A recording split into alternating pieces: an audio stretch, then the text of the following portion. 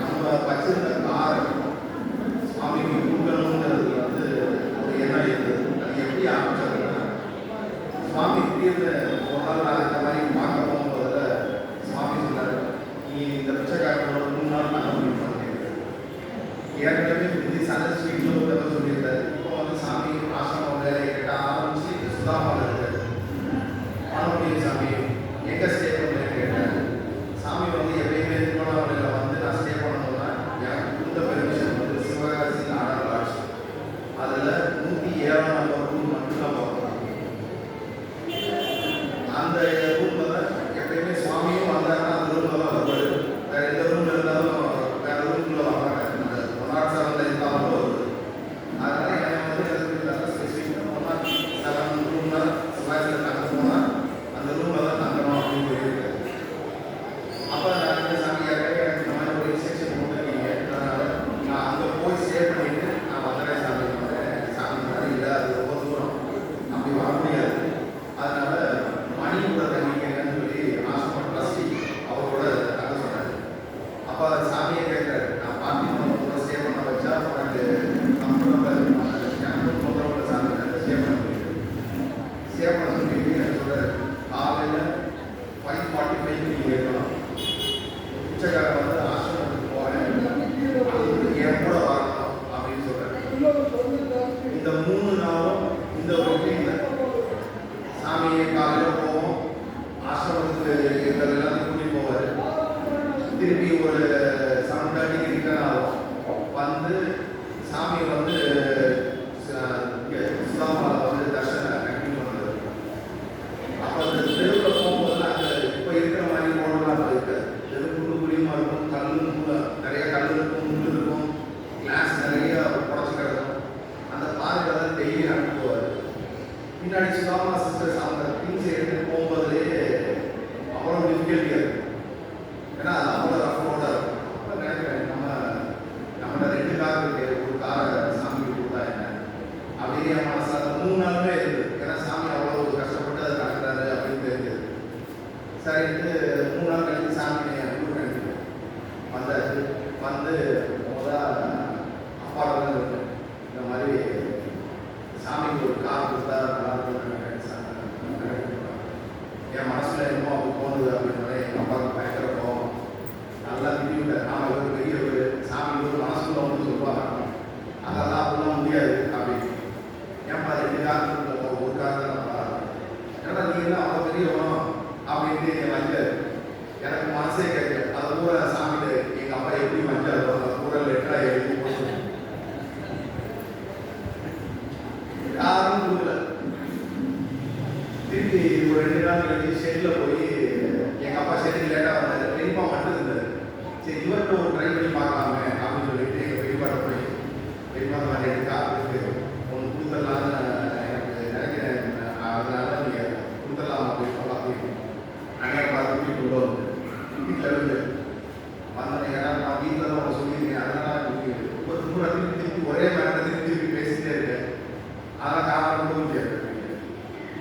எங்கள் சேனல் இப்போ எங்கள் அப்பாவோட அண்ணன் அவர் ரொம்ப பொறுமையாக இருக்குது. என்னை எதுவும் கேட்டுட்டாரு, ஆனால் கொடுக்குறேன்னு சொல்லலை, கொடுக்க மாட்டேன்னு சொல்லலை.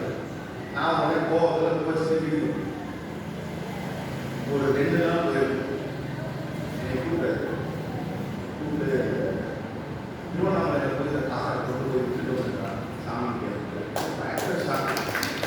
திரும்பா அதனால் எப்பயுமே டிரைவிங் தனியாக அனுப்ப மாட்டேங்க. மதுரைக்கு கூட தனியாக அனுப்ப மாட்டாங்க. யாராவது இன்னொரு டிரைவரை அசஸ் பண்ணி நான் ரோடுக்கு போகணும், இன்னொரு டிரைவர் அசஸ் பண்ணி தான் வருவாங்க. திருவண்ணாமலைக்கு எப்படி திருப்பா தனியாக எடுத்து போக சொல்கிறீங்க, எப்படி திருப்பா போவேன் அப்படின்னு எனக்கு யாராவது டிரைவர் நீ ஓட்டி கூட உனக்கு வரைக்கும் அப்படின்னு சொல்லி அதில் சரிக்கு காரை டீசல் ஃபில் பண்ணி கொடுக்குறாங்க. என் கையில் 300 ரூபா கொடுக்குறாங்க செலவு, போகிற வழியில் சாப்பிட்றதுக்கு எல்லாத்துக்கும். டிரைவர்ஸ் யாரும் இல்லை. அருப்புக்கோட்டையிலேருந்து மதுரை தான் தாண்டிக்கிறேன். தூக்கம் வந்தால் என்ன நினைக்கிறேன், என்ன செய்யறதுன்னு ஒன்றும் புரியல. கொஞ்ச நேரத்தில் தூக்கம் வராது. இன்னும் நான் மதுரை தான் போட்டிருக்கேன். இன்னும் எவ்வளோ லாங் டிஸ்டன்ஸ் போகணும். இப்போ மாதிரி ரோடு குஞ்சி மாதிரி பயங்கர மோசமான ரோடு. மதுரையை தாண்டி மேலூர் தான் வந்திருக்கேன். பயங்கர தூக்கம். இந்த 300 ரூபாயில் ஒரு 3 கேசட் பிளேயரில் வாங்கி போட்டு போடுறேன். அதுவும் திருச்சி வந்ததுக்குள்ள 2-3 தடவை கேட்டாச்சு. அதுக்கு கேட்கறதுக்கு போன் எடுக்கிறாரு. என்ன செய்யறதுன்னு தெரியல. அப்போ காரில் வந்து இவங்க ஃப்ரேம் பண்ணி சாமி ஃபோட்டோ மாட்டிருக்கு.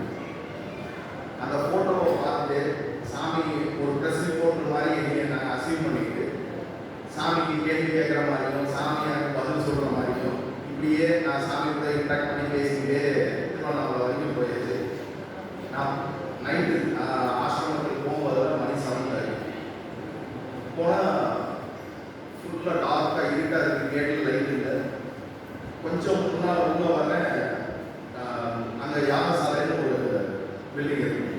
அதில் ஒரு ப்ரோக்ராம் நடக்குது. சாமி உட்கார்ந்து அதை பார்த்துட்டு உடனே தற்செயல சாமி திரும்பி பார்க்குறாரு. நான் கேட்ல இருந்து உள்ள வர்றதை பார்க்கறேன். சாமி, oh Parthiban, you are come, it's very so happy to see you Parthiban அப்படின்னு. உடனே தேவகி கூப்பிட்டு, Devaki you see Parthiban is coming அப்படின்னு வந்து அவங்க அரை மணி நேரம் சொல்லியிருக்காங்க. பகவான் நாங்கள் போவோம், டைம் ஆயிடுச்சு, கூடுது போவோம்னா இல்லை இது எனக்கு முக்கியமான வேலை இருக்குது, முக்கியமான வேலை இருக்குது சொல்லிக்கிட்டே இருக்குது. நான் வர்ற வரைக்கும் வெயிட் பண்ணி என்னை ரிசீவ் பண்ணி ஏன் அவ்வளோ லேட்டாக வந்தேன். நான் சாமி எனக்கு வர வரையே கார் ஓட்டிட்டு வந்தேன், தூக்கம் வந்தது, அதனால் கொஞ்சம் ஸ்லோவாகவே வந்தேன். சாமி உங்கள் கூட பேசிக்கிட்டே வந்தேன் அப்படின்னு. ஓ திருச்சக்கரத்தை பேசிட்டே வந்தியாங்க. ராமசாமி சாப்பிட்டியாங்க? இல்லை சாமி நான் சாப்பிட்டேன். தேவைக்கு pack everything now we shall go in the car. அந்த கார்லேயே நம்ம சுதாமா போவோம்னு சொல்லிட்டு காரில் உட்காந்து ஒரு 5 மினிட்ஸில் நம்ம சுதாமா போயிடலாம். நான் வந்து என்ன செஞ்சேன்னா கொஞ்சம் மெதுவாக, ஏன்னா அதிக நேரம் ஓடணும் அந்த சுதாமா போகிறதுக்குள்ள. அப்போ நான் வந்து சாமிகிட்ட சில கேள்விகள் ஃபோட்டோவை பார்த்து கேட்டேன். அந்த கேள்விக்கெல்லாம் இவர் இப்போ காரில் உட்காந்து பதில் சொல்லிகிட்டே வர்றாரு. பார்த்திபன், you were asking, அது ஒன்றுமே தெரியாத மாதிரி, you were asking about this and now this better would like to answer it அப்படின்னு சொல்லிட்டு எனக்கு நான் கேட்டோம். நான் அந்த ஃபோட்டோவை பார்த்து பேசி ஒரு 3 கேள்வி, அது கொஞ்சம் வெளியே சொல்ல முடியல. இருந்தாலும் அது மெசேஜை மட்டும் கன்வே பண்ணேன். நீ அதை பற்றி கேட்ட, அதனால நான் அதை இப்போ சொல்கிறேன்னு சொல்லிட்டு தேவைக்கு மாவட்டம் சொல்லுவது எனக்கு பயங்கர ஆச்சரியம். அது வந்து எனக்கு ஒரு டைம் பாஸுக்காக நான் அதை பேசி ஒரு ப்ரெஸ் ரிப்போர்ட்டில் வந்து கேட்டால் எப்படி கேட்டுப்பாரு அப்படின்னு யூகம் பண்ணி கேட்டு வந்தது. சுதா வந்து இறங்கியாச்சு. இறங்கினோடனே தேவி பார்க்க இல்லாமல் பகவான்கிட்ட பேசி பண்ணுறீங்க. அவங்களுக்குமே அது ஷாக்கு. நாங்கள் அது சும்மா டைம் பாஸுக்காக அவங்க பேசிட்டு வந்தேன். சரி எங்களுக்கு வீட்டில் உட்கார வச்சு சாமி சாப்பாடு போட்டு திருப்பி கிளம்பி ஆசிரமத்தில் போய் ஸ்டே பண்ண. நாளைக்கு காலையில் நீ காருக்கு டிரைவராக வந்து இந்த பிச்சைக்காரன் வந்து உன்னோட கீயை வாங்கி டிரைவர் சாமி ஏற்கனவே வர சொல்றாரு. நாங்கள் கார் கொண்டு வரணும் சாமி தெரியவே தெரியாது. இது ஆக்சுவலாக தெரியிருந்தேன். ஒரு 11:30 அந்த இடத்துல கிளம்பியிருக்கேன். டிரைவரை சாமி வந்து ஏற்கனவே சொல்லி நாளைக்கு வரணும்னு சொல்லியிருக்கு. உடனே தேடி பார்க்குறாங்க. அப்போ பார்ட்டிபன் ஏற்கனவே உங்களுக்கு கார்